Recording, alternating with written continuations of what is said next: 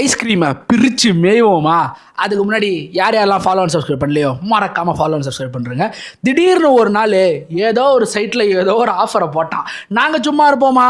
உடனே ice cream, cassata, அப்புறம் ப்ரௌனிஸ்னு ஆர்டரை போட்டோம். என்னடா தட்டில் எல்லாத்தையும் கொட்டுறோம்னு பார்க்குறீங்களா? Just wait and watch. First எல்லாத்தையும் தட்டில் போட்டுட்டு அப்புறம் எல்லாத்தையும் மிக்சிங்கில் விட்டு ஒரு குழப்பி எடுத்து ஒரு வாய் வச்சா வேற லெவல்ல இருந்துச்சுங்க. இதுல எக்ஸ்ட்ரா ஆடான்ஸ்க்கு எங்க வீட்டுல இந்த கண்ணுமுக்கு பிஸ்கெட் இருந்துச்சு, அதையும் சேர்த்து அட்டி விட்டோம். நல்ல கொதிநிலையில் ஒரு கை நிறைய மண்புழுக்களை அள்ளி அதில் போட வேண்டும். பிறகு அந்த நீரை நன்கு ஆற வைத்து அதனுள் ஒரு முயலை 3 நாட்கள் நன்கு நீந்த செய்ய வேண்டும்.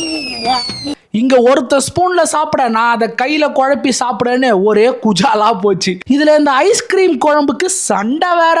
கடைசியா அந்த ஐஸ்கிரீம் டப்பாவை ஒரு கவுத்தம் பாருங்க. என்னது? எருமை மாட்டு சாணி.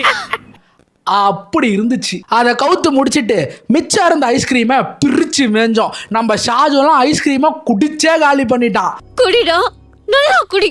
அப்புறம் என்ன, அம்புட்டு தான் நண்பர்களே, ஐஸ்கிரீம் காலி ஆயிடுச்சு. போற போக்கில் ஃபாலோ அண்ட் சப்ஸ்கிரைப் பண்ணிட்டு போயிடுங்க.